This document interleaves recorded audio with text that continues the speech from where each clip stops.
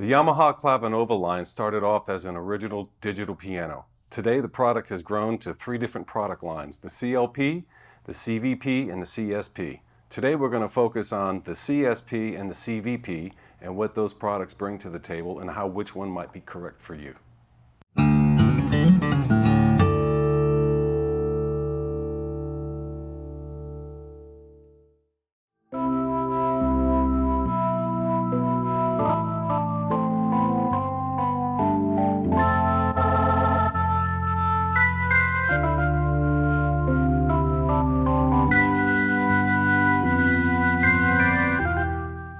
Hi, I'm Ted Barsley with Alamo Music Center. Hey, I'm Patrick Marr with Alamo Music Center, and we're here in San Antonio, Texas. You can find us online at alamomusic.com. If you haven't already, please subscribe to our YouTube channels. Sign up for notifications, like our videos, and leave us some comments. We love to interact with you guys and hear what you have to say. Today, I'm really excited for this video. We've actually been discussing a lot here today already, and I wish we had been filming, but we've been talking about some of the exciting features of these Clavinovas. Ted, I know early on you had the predecessor to the first Clavinova. That's right. The original Yamaha YP40 was such a great digital instrument that Yamaha actually took the idea and expanded it into the CLP, which was their very first digital piano. I had one of those too. I had both of them. And you were saying that it replaced a couple instruments that you had. That was the original idea. It did. The YDP for me, the YP40 actually replaced a Fender Rhodes, an ARP Omni, and a Micro Moog, and also kind of sort of the Yamaha Electric Baby Grand, although the original acoustic grand piano sample in a YP40 was 8-bit, and it left a little bit to be desired. That's where the CLP line came in from. It's just super cool that what started as an idea for replacing, like freeing up space and replacing all the plethora of instruments that we collect has transformed into something which we're sitting, like right here behind us, these beautiful instruments, but kind of where digital pianos have gone. And you've seen it through the years. I grew up with a Clavinova in my house with one of the first CVPs that really had recording technology and these features that brought me into music. It definitely gave me a different appreciation for what music can mean outside of just piano lessons specifically. Mm-hmm. But yeah, so if you could, on your experience, you've played a lot with the CVP line. What is to you like some of the takeaway features? The first big takeaway feature for me, just as a student of music and a performer, and then writing and trying to record, was the scoring feature. And when that first showed up years ago in the CVP, that was something that just I had imagined as a teenager to exist, would make things a lot easier to understand music theory and scoring and understanding transcribing music. You, on the other hand, you grew up with that feature as part of your life. Yeah. And so I just think that's really so cool. It's interesting because that seems like it can be a very in-depth thing, writing your own music, scoring it. But what these CVPs have done, specifically the 805 does this great. You can record what you're playing, maybe it's your student, maybe it's your kid playing, and you hit save and then it just converts that all to sheet music right there in front of you. And they've done so much better with like quantizing it, so you can really not dumb down the recording process, but make it so you don't have to be so precise, and it really will space out what you're trying to record. And what parents I've talked to, some of them have taken that, put it in notation software, printed out, hey, this is little Susie's first song that she's ever written, all written out here for you. I think it's a very cool feature. I think it kind of shows a lot of that hard work that you put into practicing. Sure. And it puts it there and it makes it visual. It makes it right there on the fridge for you. And traditionally, you had to go to the CVP line for that. And so the CVP line can seem overwhelming. I think in today's climate, we're so used to screens. We're so used to, and this was something they introduced in a couple models back on the CVP, a touchscreen.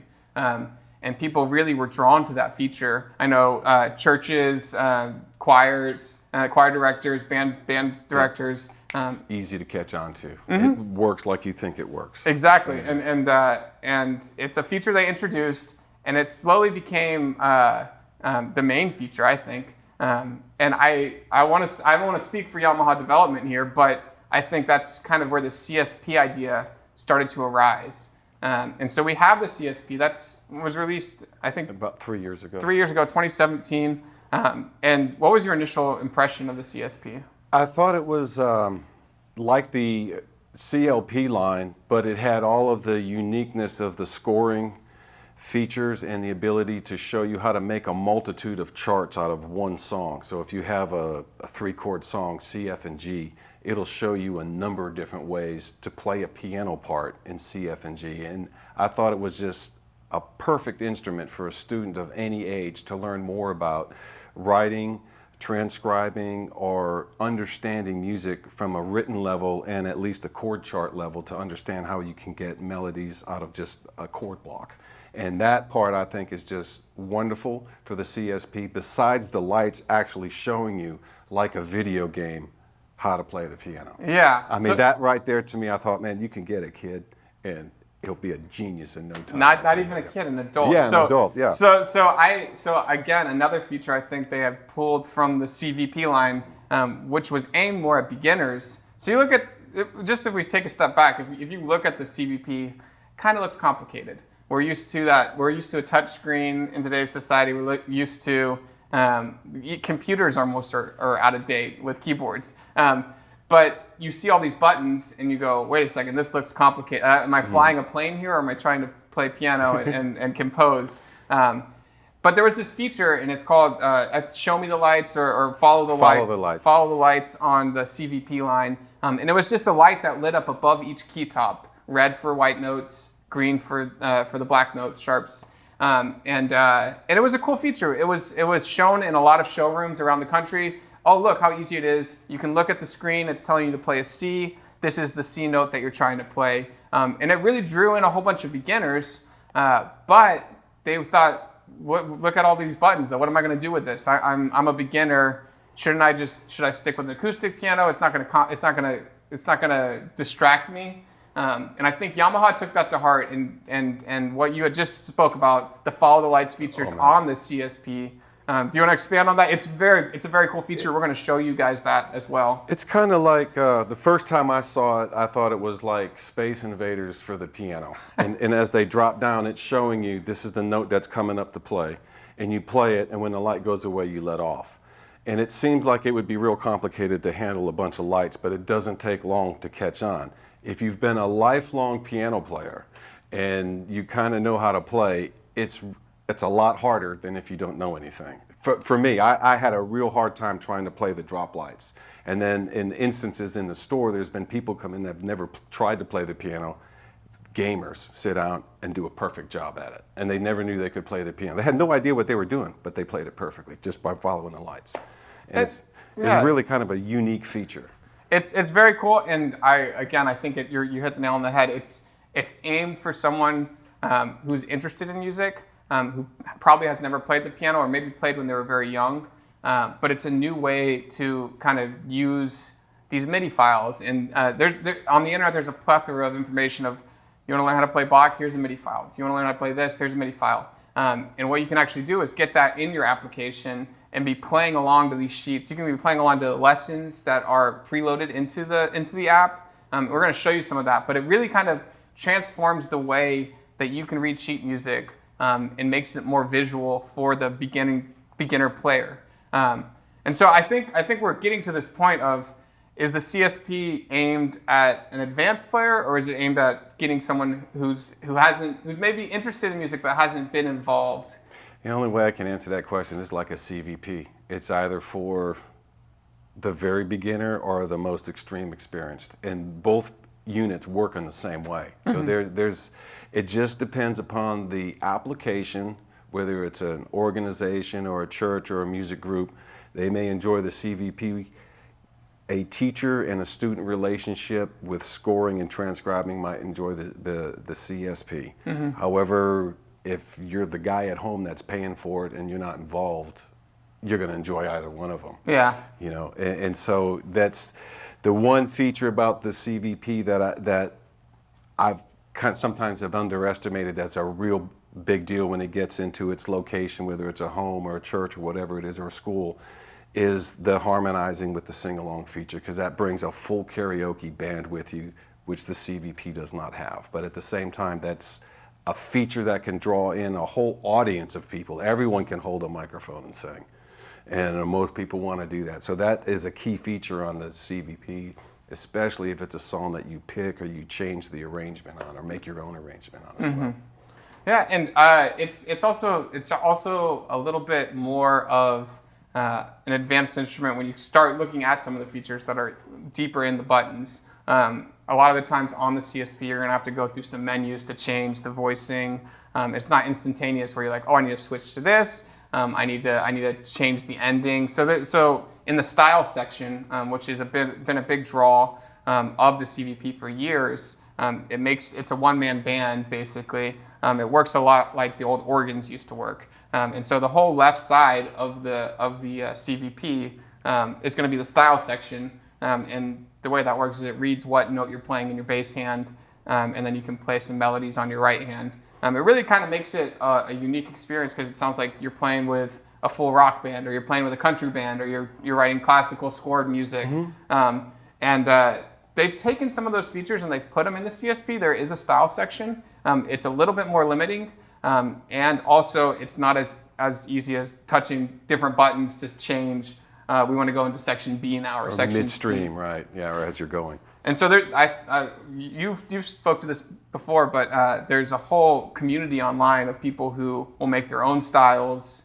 Do you want to expand on that a little bit? Yeah, there's some of the styles, particularly here in San Antonio, people want a certain kind of dance style that's with the local music, or Tejano music is a little bit different. And there's a couple features that Yamaha has they only put on some of their portable keyboards that don't show up on these. So user groups will go in and make those files so that other Clavinova CVP users can access them and use them. That, and particularly the accordion sounds too, is something else that has been real popular. But making your own trio arrangement of something that's a big thing you can put on there and simplify it.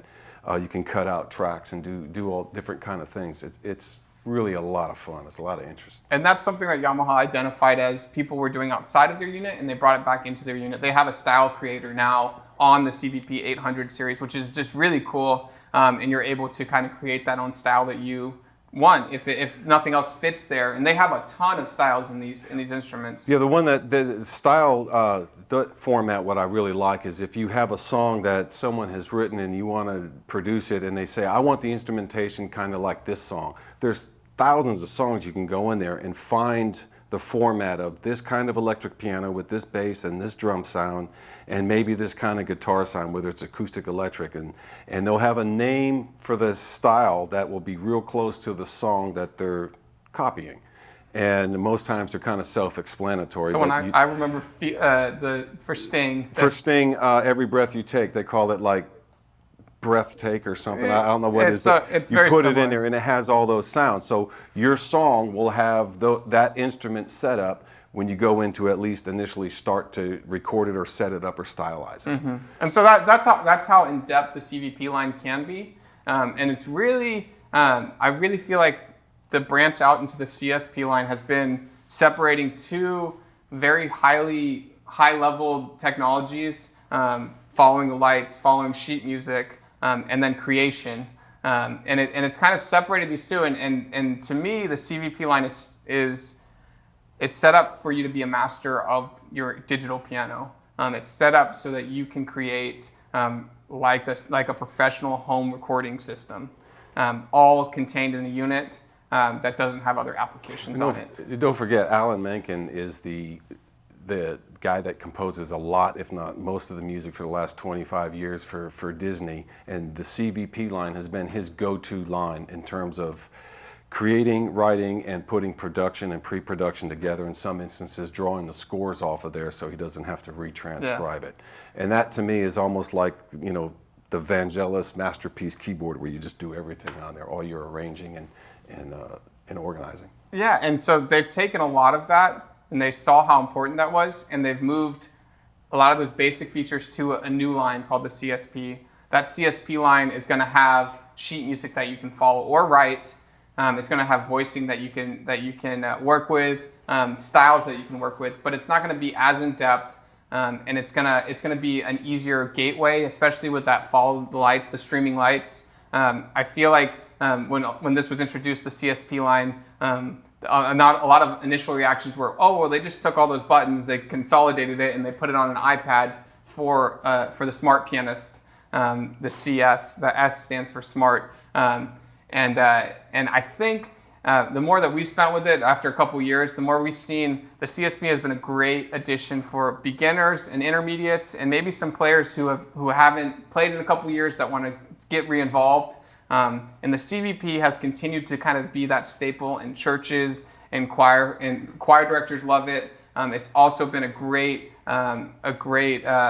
creation machine for in-home producers. And so, I mean, we're going to take a look at some of these features now to spare you guys our conversations on this. We could talk for days, but we just wanted to really showcase kind of where these two can be different in so many different similarities, how they are kind of aimed at two completely different people. And so stick with us. We're going to listen to these now. We're going to take a look at some of the features.